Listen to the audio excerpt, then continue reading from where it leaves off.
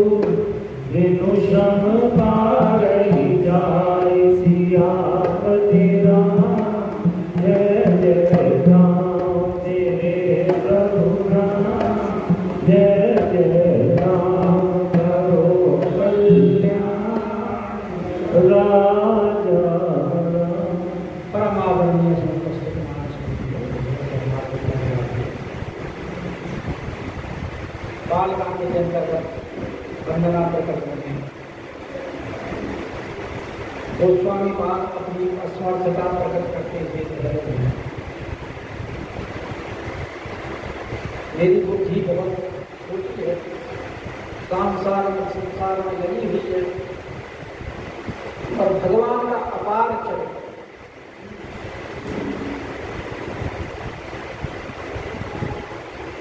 तो मेरी सामर्थ्य तो नहीं है कुछ वर्णन कर देगी, लेकिन जब मैं दृष्टि डालता हूँ मेरे से वो पूर्व में जिन्होंने भगवान की गुणानुवाद किए हैं, तो वर्णन तो वो भी पूर्णतया भगवान का नहीं कर पाए हैं, लेकिन फिर भी वो कहते रहे और उनको देख करके मेरा कुछ साहस होता है।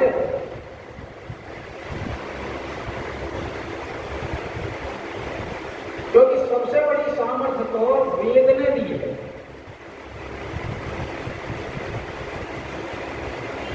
वेद भगवान कहते हैं कि भगवान के भजन का प्रभाव बहुत प्रकार से वर्णन किया गया है और भगवान के भजन का प्रभाव ऐसा अनोखा है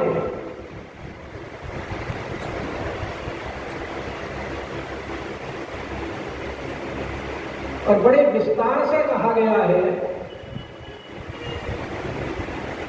उस प्रभाव के कारण अगर कोई भगवान का थोड़ा सा भी कोई गुणानुवाद करते तो वही उसको भवसागर से पार करने में समर्थ। और फिर भगवान के गुणों की प्रशंसा करते हुए कहते हैं कि एक अनीह अरूप अनामा अज सच्चिदानंद पर धामा क्योंकि भांति भांति से वर्णन किया। किसी ने भगवान का निर्गुण रूप वर्णन किया है, किसी ने भगवान का सगुण रूप वर्णन किया है, किसी ने भगवान को अद्वैत माना है, किसी ने द्वैत माना है, किसी ने द्वैताद्वैत माना है, किसी ने विशिष्ट द्वैताद्वैत माना है, किसी ने अचिंत्य भेदा भेद माना है। भिन्न भिन्न आचार्यों ने अपने हिसाब से भगवान का वर्णन किया है। लेकिन जो ये बातें उन्होंने कही है, अमीय, अरूप, अनामा, अज, सच्चिदानंद, जिसके बारे में हम कल चर्चा कर चुके हैं, तो ये सारी बातें सबने ही कही है। और वो है कैसा परमेश्वर कि व्यापक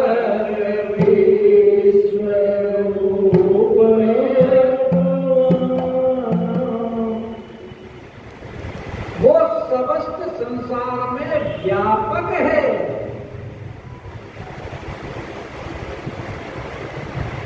यानी संसार में कुछ भी ऐसा नहीं है जो भगवान से ओत-प्रोत ना हो। अगर दूसरे शब्दों में कहा जाए तो सब कुछ ब्रह्म ही है।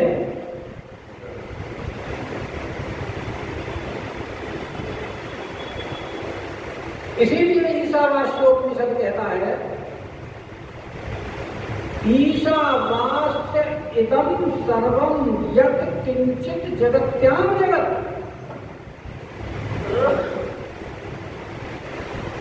यानी जो भी कुछ दिखाई दे रहा है सब ईश्वर का ही वास है। इदं सर्वम, वो भी सब सर्वत्र जो दिखाई दे रहा है, ईशावास्यम इदं सर्वम। और सर्वम के साथ साथ कह दिया यत् किंचित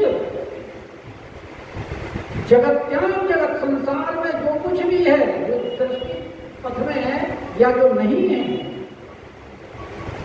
वो सब भगवान ही है।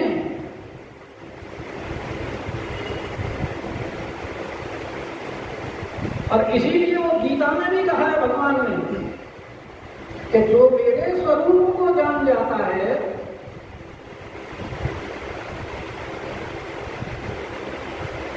हालांकि भगवान के स्वरूप को वही जान सकता है जिसको भगवान जनाना चाहे। सोई जानत, क्योंकि जीव की अपनी सामर्थ्य नहीं है।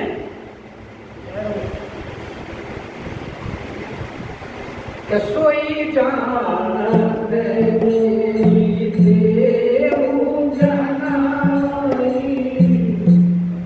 और जिसने भगवान को जान लिया तो फिर वो संसार का नहीं रहता। जानत तुम्हारी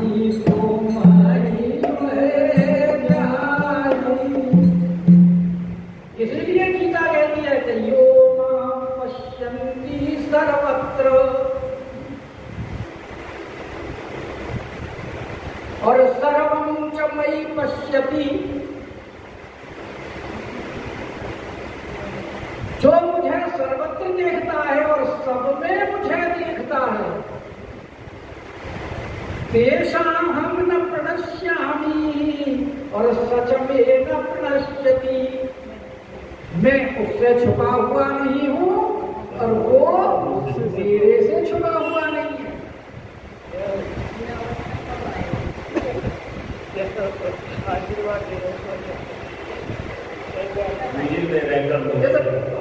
ठाकुर जी से प्रार्थना करना कोई कर सकते, ये साधन लब्ध वस्तु, ये कृपा लब्ध वस्तु। क्या कराऊं, मुझे में रहकर मुझे से पर्दा हटाना जरूरी। ये तो उनकी कृपा होगी, जब उनकी दया होगी। और उनकी दया प्राप्त करने का साधन यही है कि नित्य निरंतर उनको याद करते हैं। जब हमारी याद उनके दरबार में जाकर टक्कर मारेगी तो वहां से वो फिर वापस लौटेगी। तो याद जब वहां जाएगी तो याद का उल्टा क्या होता है, तो भगवान की दया बन करके वापस आए।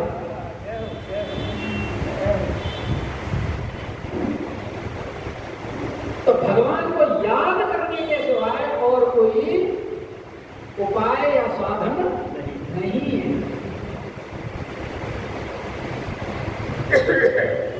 इसीलिए कहने के भगवान कौन है? व्यापक और विश्व रूप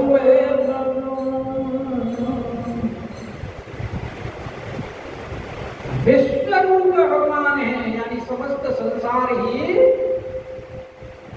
भगवान के अलावा और कुछ भी नहीं है। और इसी के बारे में मंदोदरी ने रावण को बताया भी है।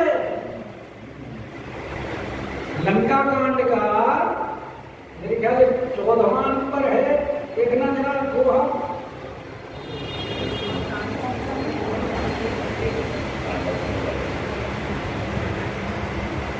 कि विश्व रूप रघुवंश मणि। भगवान कौन है? समझा रही है रावण को, क्योंकि तब से वो चिंतित है जब से उसके कर्ण फूल गिरे हैं। कि मंदोदरी सोच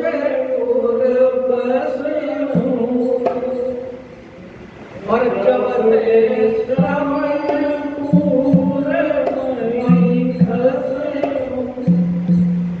तो इसलिए वो रावण को भगवान का स्वरूप बता रही है कि अब भी समझ जाओ कि उनको आप मनुष्य मत समझो, वो मनुष्य नहीं है।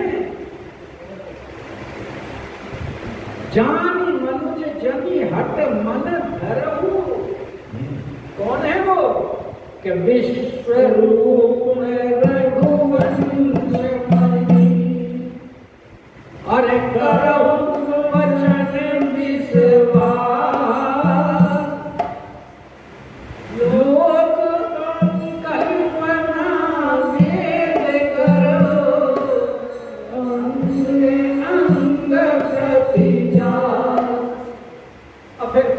स्वरूप का वर्णन कर दिया कि पद पाताल शीश अपर लोक अंग अंग विश्रामा रघुपति विनाश भयंकर काला नयन दिवाकर कच घनवाला हरि जासुराने अश्विनी कुमार। मतलब जिनको हम समस्त देवता करके पूजते हैं वो भगवान के अनुरूप चिन्ह हैं। क्योंकि जो हमारे शरीर है, हमारे शरीर में भी वो सब देवता इन्हीं स्थानों पर बैठे हुए हैं। इंद्र द्वार झरोखा नाना। अंतर यह है कि हम व्यष्टि हैं और वो समष्टि है। तो समष्टि का स्वरूप का वर्णन करते हुए कहती है कि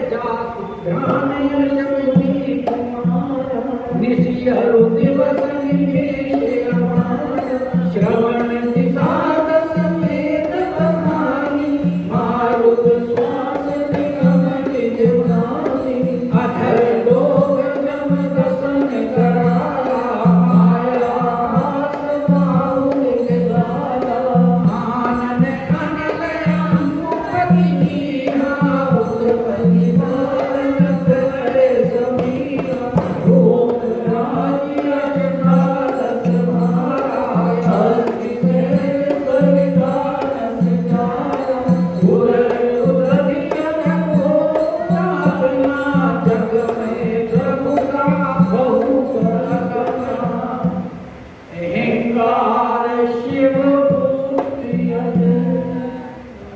जो अहंकार है वो भगवान शंकर हैं। और बुद्धि ब्रह्मा कौन है? बुद्धि मन शशि क्षेत्र और पनुज बास सच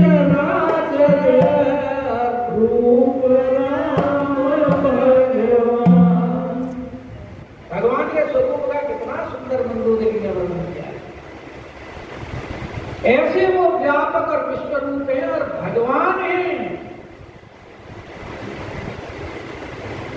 हमारे यहाँ हर चीज के लिए शास्त्रों में कसौटी बनाई हुई है। जो उस कसौटी पर खरा उतरता है हम उसी को ही भगवान कह सकते हैं, सबको भगवान नहीं कह सकते। और उसके अंदर 6 गुण होने आवश्यक है, जिनको 6 भग कहा जाता है। वान माने धारण करने वाला, जो 6 भगों को धारण करे वो भगवान। और 6 भग हैं समग्र ऐश्वर्य, समग्र वीर्य, समग्र यश और समग्र श्री और समग्र ज्ञान और समग्र वैराग्य। जो इन 6 चीजों में पूर्ण रूपेण हो वही भगवान कहलाने की योग्यता रखता है। और अगर इन 6 में से कहीं कोई न्यूनता है तो वो भगवान नहीं। क्या हुआ है तो बने करते हैं भगवान का क्या होगा? गाय के भगवान बने देते हैं। हम तो हमारे पास तो कसौटी हमारे शास्त्र, विष्णु पुराण में बिल्कुल स्पष्ट ये सारे वर्णन दिए गए कि भगवान हम किसको बोल सकते हैं। तो व्यापक विश्व रूप भगवान, और वो भगवान ते ही धरित चरित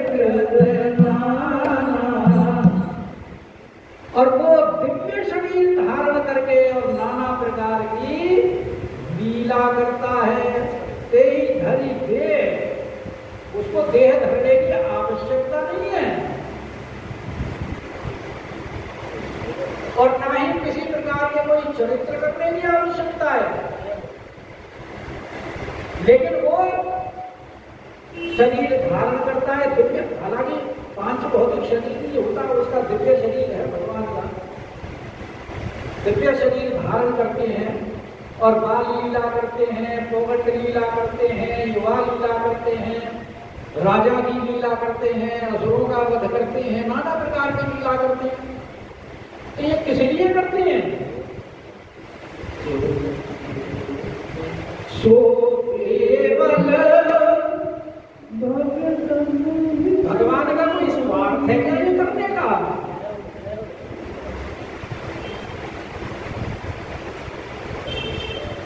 ये भगवान, अगर भगवान को असुर ही मारने हो तो भगवान की में इच्छा मात्र से सब मर जाएंगे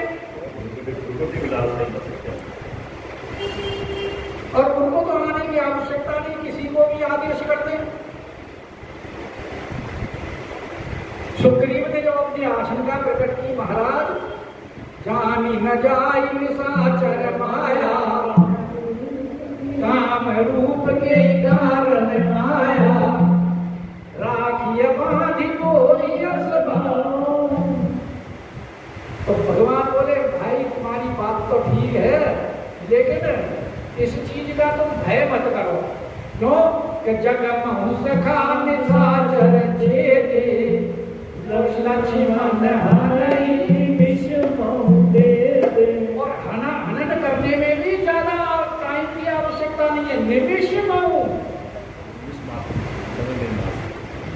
और निमिष का मतलब जितनी देर में पलक गिर के उठती है उतनी देर में निमिष हो जाती है। क्योंकि पलकों के ऊपर राजा निमि का वास है ना। जब आपस में दोनों के क्रोध हुआ तो वशिष्ठ जी ने निमि को श्राप दे दिया, निमि ने वशिष्ठ जी को दे दिया। तो वशिष्ठ जी ने तो पुनर्जन्म स्वीकार कर लिया, लेकिन निमि जी महाराज ने नहीं किया। तो उन्होंने फिर अपना वास पलकों पर किया और तब से ये जो पलक गिरती उठती हैं तब से उसे क्षण को निमिष कहेंगे।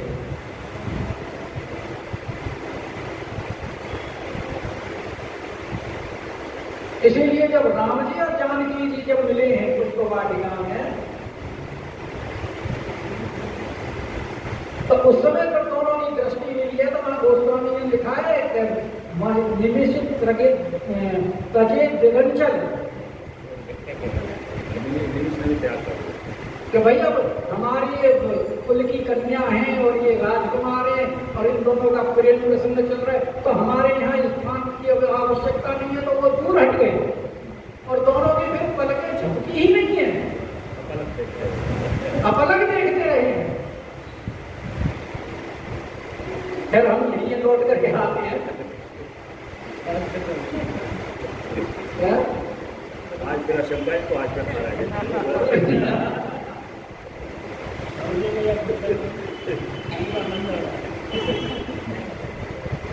सो केवल भगत रागी, तो भगवान जो अवतार धारण करते हैं वो अपने भक्तों के लिए वो करते हैं। रोज आप ये पाठ करते हैं विपुर धैन सुर संतहित लीन मनुज अवतार, तो वो भक्तों के लिए हित के लिए क्यों करते हैं? क्योंकि परम कृपाल प्रणते अनुरागी, क्योंकि भगवान बड़े कृपालु हैं। वो अपने जन का दुख देख नहीं सकते और उस अपने कृपा के स्वभाव के कारण, और दूसरी बात प्रणत अनुरागी, जो उनके शरणापन्न हो जाता है उसके ऊपर कृपा करते हैं, क्योंकि शरणागत के प्रेमी हैं। यही तो कहा शरणागत कहूं चेत अनुमान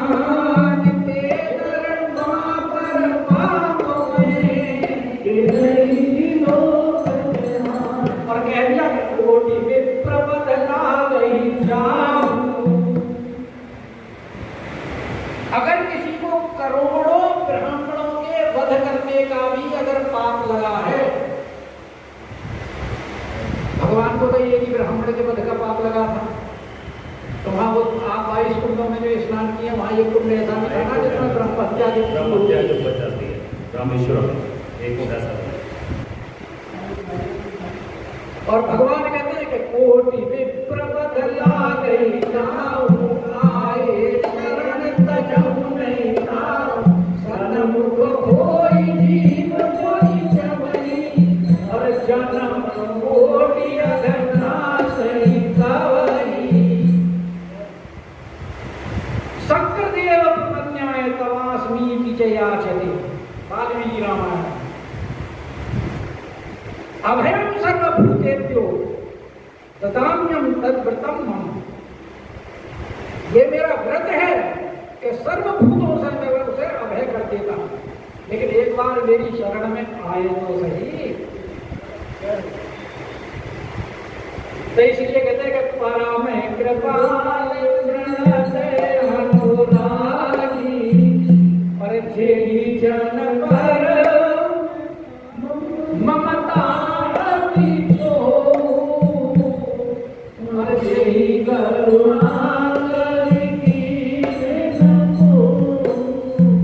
और जिनकी भक्तों पर बड़ी ममता है, अपने भक्तों पर भगवान बड़ी ममता करते हैं, बड़ी कृपा करते हैं, और उनके फिर अपराध भी नहीं देखते।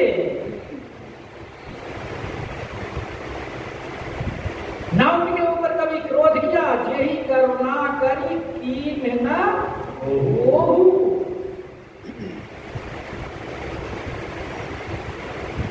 और वाल्मीकि के इसमें रामचरितमानस में लिखा भी है कि जेहि अघपधे व्याध चीनी बाली को जिस अपराध के लिए मारा,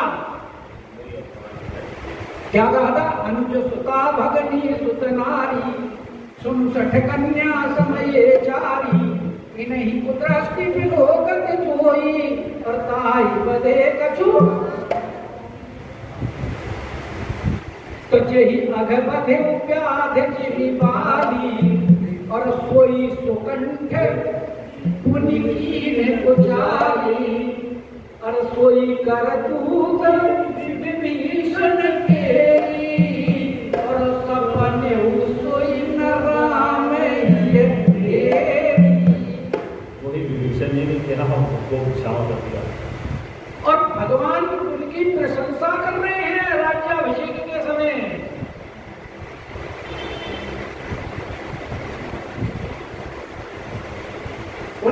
भगवान जिसको अपना लेते हैं फिर उसके अपराध पर ध्यान ही नहीं देते, इसके अपने हो जाते हैं, हो ही जाते हैं। ऐसा स्वभाव कहाँ मिलेगा कि कई बहोर गरीब निवाजू और जिसका सब कुछ चला गया हो उसको भगवान वापस कर देते हैं।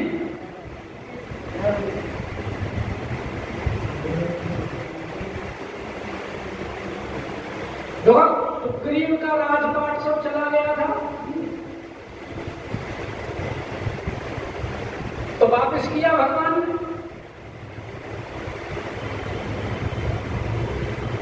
दोबारा राजा बना दिया। सरल सबल साहिब रघुराजू, ऐसे भगवान हमारे सरल स्वभाव की।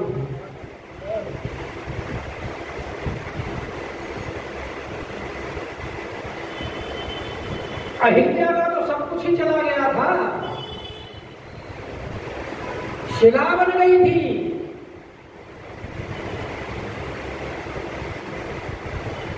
पति भी चले गए,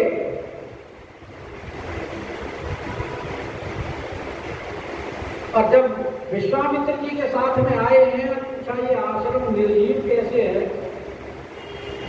और शिला को देखकर फिर विश्वामित्र जी ने कहा कि चरण कमल रज गौतम नारी श्राप वश कोपल देह धरी और चरण कमल रज चाहती कृपा करहु रघुवीर। और जब भगवान के चरण का रज का स्पर्श हुआ, चरण का स्पर्श नहीं किया भगवान ने, यानी अवतार लेकर के भी मर्यादा का पालन किया है, क्योंकि ब्राह्मण पत्नी है, चरण से कैसे छुए। और भगवान की चरण रज भी देखो कितना कार्य करती है कि उसके सारे श्राप दूर हो गए और पति लोगों को और स्तुति करती गई। मुनि साप जो दीना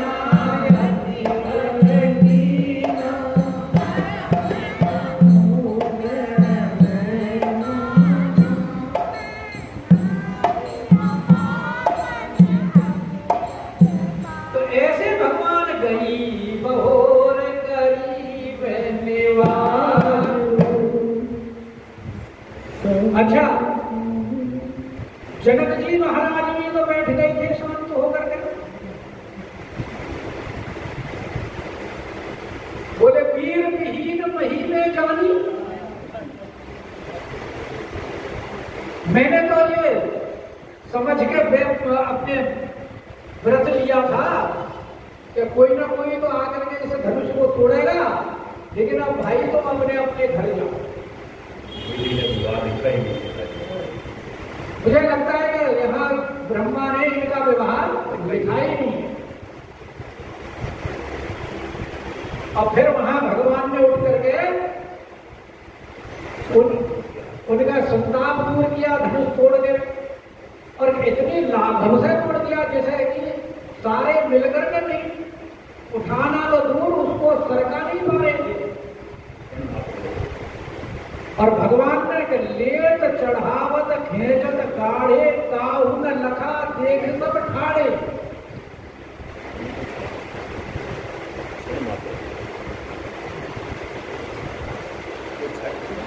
तो जनक जी भी वापस गई, और वर्णन तो आगे बहुत है करते के लिए कहाँ तक करेंगे, और समय आपके पास है नहीं।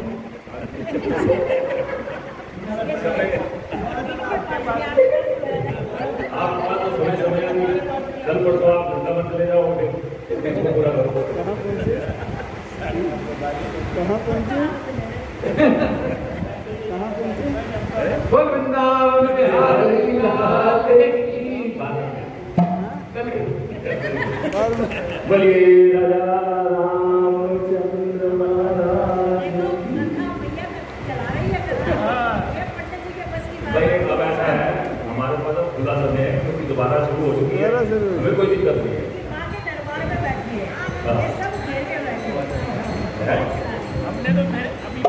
भाई ऐसा है, पंडित जी की मर्जी है, एक दो करे, दो करे, ना करे,